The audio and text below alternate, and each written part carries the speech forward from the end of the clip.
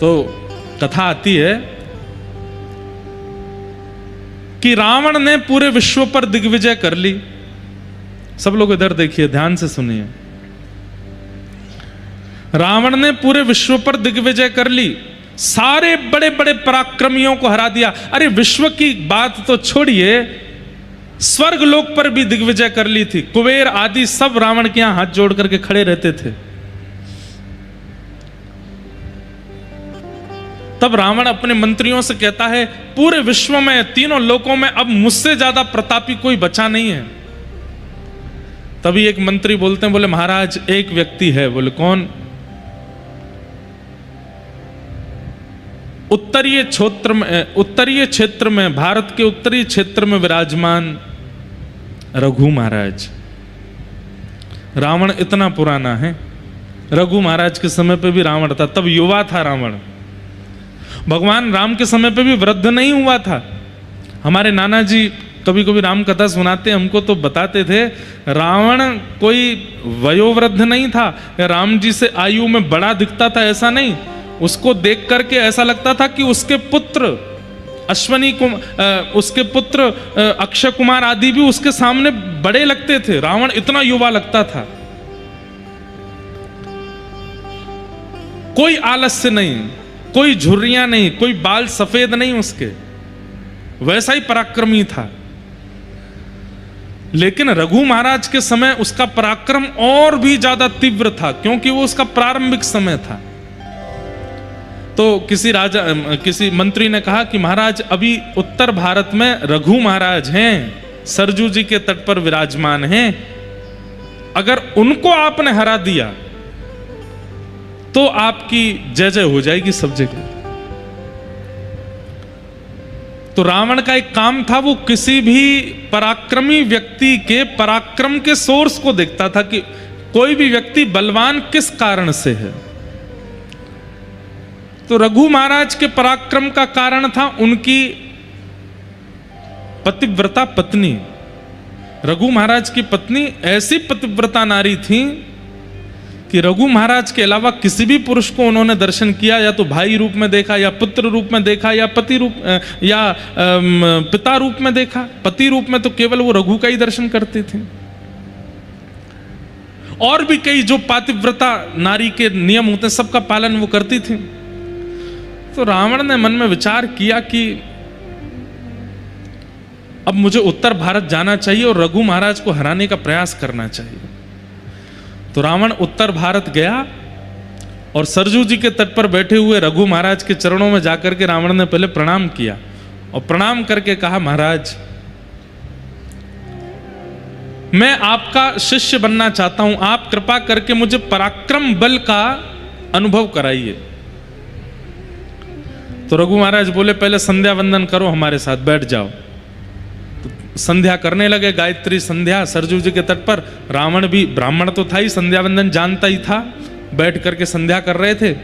तो संध्या के समय एक अघमर्षण का जल होता है, हर ब्राह्मण संध्या करते हैं तो हाथ में जल लेकर के अघमर्षण के जल में ऐसे श्वास छोड़ी जाती है, और अघमर्षण का जल जो होता है वो ऐसे भुजा उठा के पीछे डाला जाता है या इधर से पीछे फेंकते हैं। कहते हैं अघमर्षण का जल यदि हरे भरे वृक्ष पर गिर गया तो वो सूख जाएगा।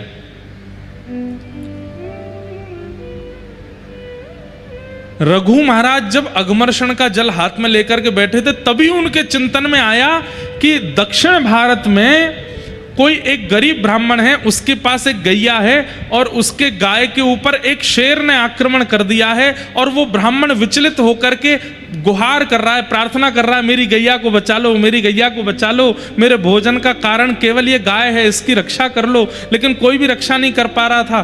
तब उस ब्राह्मण ने दक्षिण भारत में बैठे बैठे मन में विचार किया कि अगर रघु महाराज यहाँ होते तो मेरी गाय की रक्षा करते। उसके विचार करते ही यहाँ पर संध्या काल के समय रघु महाराज के मन में वो दृश्य दिखने लगा, और जैसे ही दृश्य दिखा तो रघु महाराज बोले, अब दक्षिण कैसे जाऊं मैं उसकी गाय बचाने। तो उन्होंने तुरंत अघमर्षण का जल लिया और भुजा उठा करके जैसे ही पीछे डाला, उस सिंह का आवाहन करके अयोध्या में अघमर्षण जल फेंका गया, और दक्षिण में उस सिंह की मृत्यु हो गई और गाय की रक्षा हो गई। बगल में बैठा रावण क्या कर रहा था, वो इनके मन में प्रवेश करके मन में क्या चल रहा है वो सब देख रहा था। तो रावण ने इस दृश्य का दर्शन कर लिया। रावण ने तुरंत संध्या पूरी होते ही कहा, आपने यहां बैठे बैठे उसकी गाय की रक्षा कर ली, ये तो अद्भुत है, आप कैसे कर लेते हैं ये। रघु महाराज बोले, कुछ दिन रहो, सिखाएंगे तुमको भी। रावण सीखने लगा, शिष्यत्व ग्रहण कर लिया रघु महाराज का। कुछ दिन बाद रावण ने प्रार्थना की, बोले भगवान आप कृपा कीजिए, हमारी लंका नगरी दर्शन करने के लिए मेरी लंका में एक बार चरण पधरा दीजिए।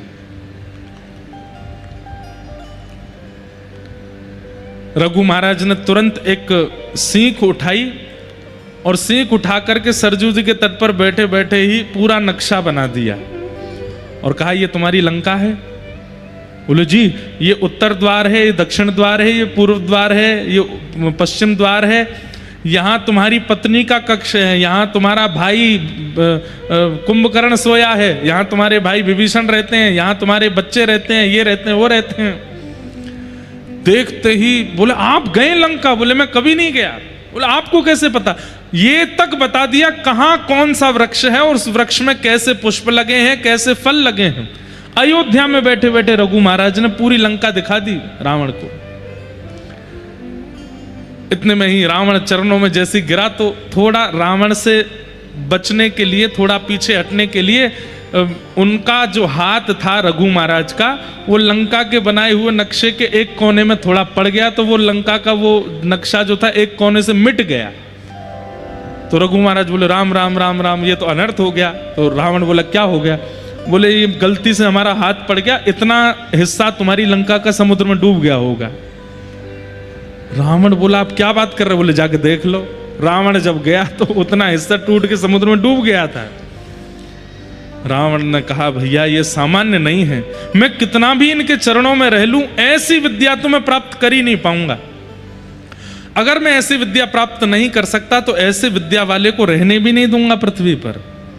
अब रघु महाराज से मुझे सीखना नहीं है, इनको नष्ट करना है, क्योंकि ये मुझसे पराक्रमी ज्यादा है और मैं ऐसा पराक्रम कभी नहीं सीख पाऊंगा। बहुत दिन बाद हमको ये कथा याद आई है, ध्यान से सुनना। तो रावण ने क्या किया? बोले अब इन जैसा तो मैं नहीं बन पाऊंगा, तो इन्हीं को नष्ट कर दूं। और कैसे नष्ट करूंगा? बोले इनको नष्ट करने का एक ही उपाय है, इनके पत्नी का पातिव्रत धर्म नष्ट हो। और वो कैसे होगा? तो एक दिन रघु महाराज कहीं दूर देश गए हुए थे। रावण ने मन में विचार किया, आज मैं रघु महाराज का रूप धारण करके जाऊंगा और इनकी पत्नी का पातिव्रत नष्ट कर दूंगा। रावण रघु महाराज का रूप बना करके अयोध्या में घुस गया। सब लोगों को लगा कि रघु महाराज जी हैं, सब प्रणाम करने लगे, सब वंदन करने लगे।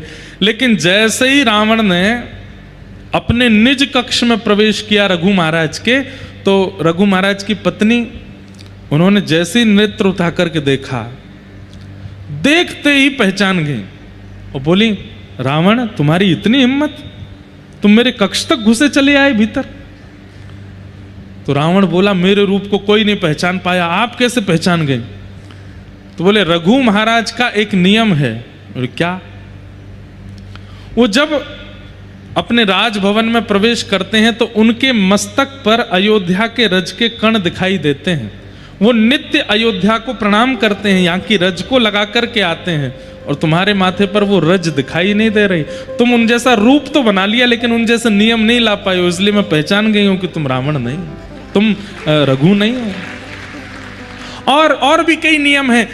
रघु महाराज जब कक्ष में आते हैं तो वो सीधा मुझसे बात नहीं करने लगते, उनका एक नियम है, उनका एक शिष्टाचार है, वो तो तुम सीख नहीं पाए। केवल रूप बनाने से कोई रघु महाराज थोड़ी हो जाएगा। तुरंत आज्ञा कर दी, बोले इसको बंदी बना लो। बंदी बना लिया। रघु महाराज आए तो पत्नी ने सारा सत्य वृत्तांत बताया। बोले आपका शिष्य बना घूमता है, आपका रूप बना करके मेरा पातिव्रत नष्ट करने आया था।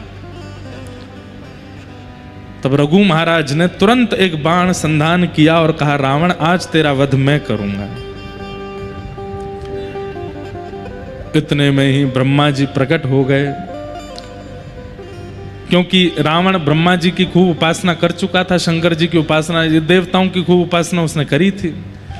ब्रह्मा जी प्रकट हो गए, प्रकट होकर के कहा, हे महाराज आप कृपा करो, इसका वध मत कीजिए। बोले क्यों नहीं करूं, आप क्यों इसका बचाव करने आए हैं, ऐसे राक्षसों को क्यों चाहते हैं कि आप जीवित रहें? तो ब्रह्मा जी ने कान में बताया, क्योंकि भगवान ने संकल्प लिया है कि वे आपके वंश में अवतार लेंगे और वे आपके वंश को सुशोभित करेंगे अवतार धारण करके, और अवतार धारण करके वे ही इस राक्षस का वध करेंगे। कृपा करके आप इसको मत मारिए।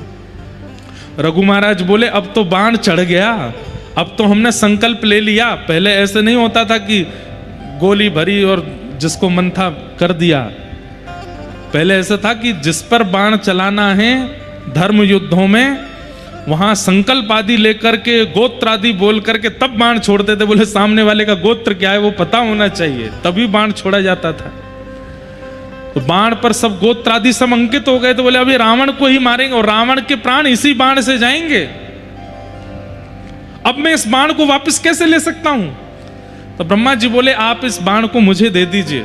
जब कालांतर में प्रभु श्री राम आपके वंश में आएंगे, यही बाण उनको दे दिया जाएगा, इसी से वो इसको मारेंगे और इसी से उसका वध होगा। इसलिए कईयों ने प्रश्न किया, बोले राम जी ने 32 बाण मारे, 33 बाण मारे, 50 बाण मारे, रावण क्यों नहीं मरा? क्योंकि उसके प्राण जिस बाण में थे वो बाण अंत में आकर के मिला। फिर नाभि तो बहाना बना, और नाभि का भी एक प्रमाण है कि नाभि में मारना है तभी, पर वास्तविकता यह है कि इसके बीच की एक कथा और है। जब राम जी ने अनेक बाण मारे और रावण नहीं मरा, तब विभीषण जी ने बताया, पहली बात तो ये बताई कि नाभि में मारो, दूसरी बात बताई, बोले प्रभु इन बाणों से नहीं मरेगा ये, क्योंकि इसके प्राण तो पहले ही एक बाण पर आपके पूर्वज रघु महाराज ने लिख दिए थे, और वो बाण इस वक्त ब्रह्मा जी के पास है।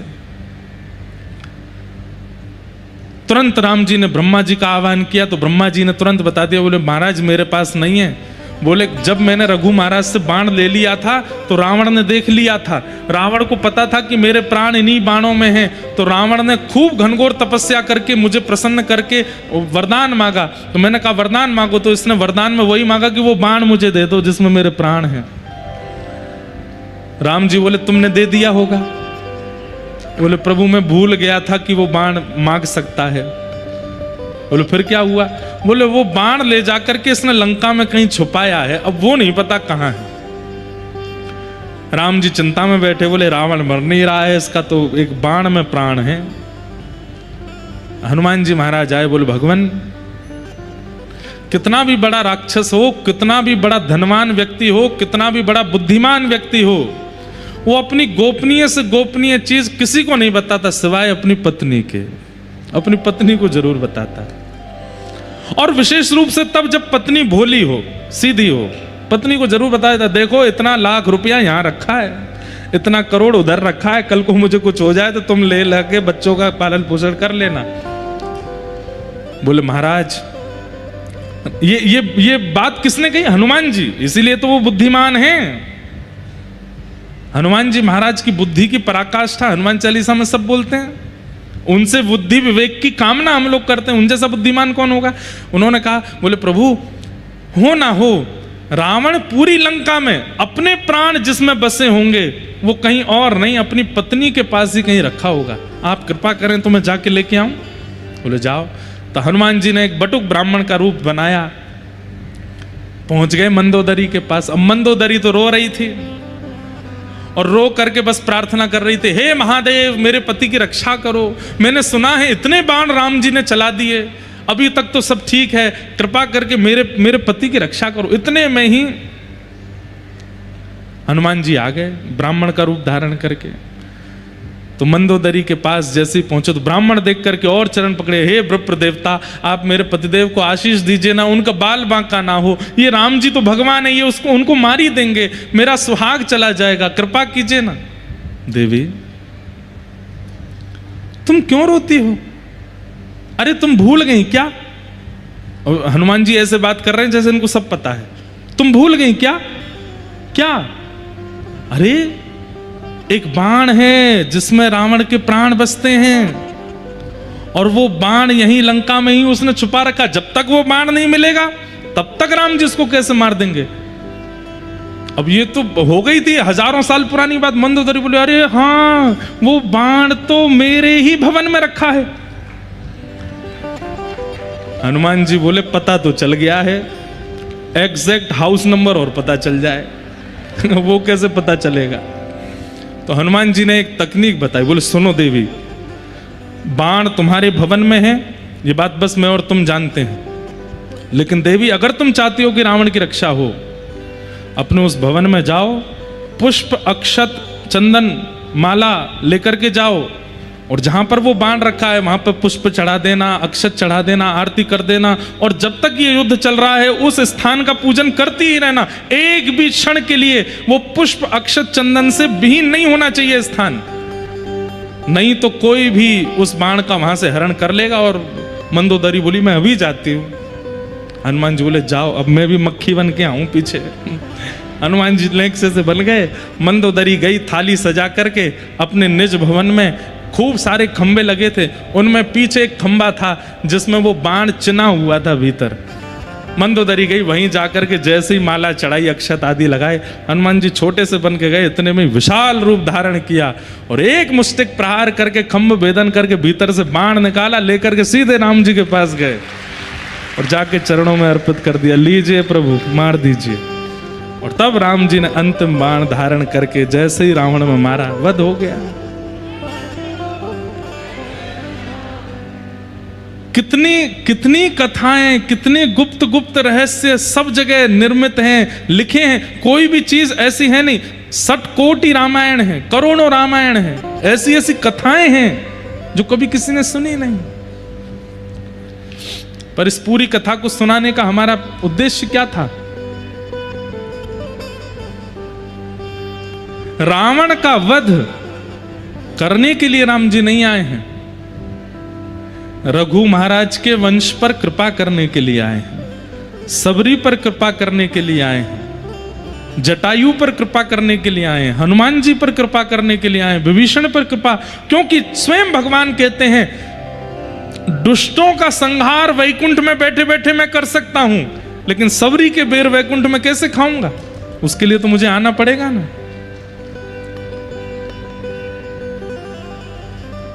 भाई किसी अप्रेमी व्यक्ति का त्याग तो आप घर में बैठे बैठे डिसीजन ले लोगे कि मैंने उसका त्याग किया, लेकिन किसी को स्वीकार करने के लिए तो उसके पास जाना पड़ेगा ना। आपके 100 मित्र हैं, 100 में से एक से आपका मन उखड़ गया तो उसको बोलने थोड़ी जाओगे कि भाई मैं तुझसे दोस्ती तोड़ रहा हूं। घर में बैठे अरे यार इसकी बातें बड़ी खराब हैं, इसकी आदत बड़ी खराब है, अब कल से मैं इससे नहीं मिलूंगा, हो गया अनफ्रेंड, तोड़ दिया संबंध। लेकिन किसी से मित्रता करनी होती है तो उसके पास जाना पड़ता है, उससे मिलना पड़ता है, उसके पास बैठना पड़ता है, उससे बातें करनी पड़ती हैं। राक्षसों को तो वध करना, वध तो ठाकुर जी कहीं से भी कर सकते हैं, लेकिन जिन भक्तों पर अनुग्रह करना उसके लिए तो उनको जाना पड़ेगा। इसलिए ठाकुर जी का अवतार राक्षस वध के लिए नहीं हुआ है, भक्तों पर कृपा करने के लिए। हमारे लिए आए हैं ठाकुर जी, राक्षसों के लिए थोड़ी आए हैं। तो पहला प्रश्न, भगवान के अवतार का श्रेय किसको जाता है? हमको जाता है। हमारे लिए आए ठाकुर जी, आपके लिए आए ठाकुर जी, वो राक्षसों के लिए थोड़ी आते हैं ठाकुर जी।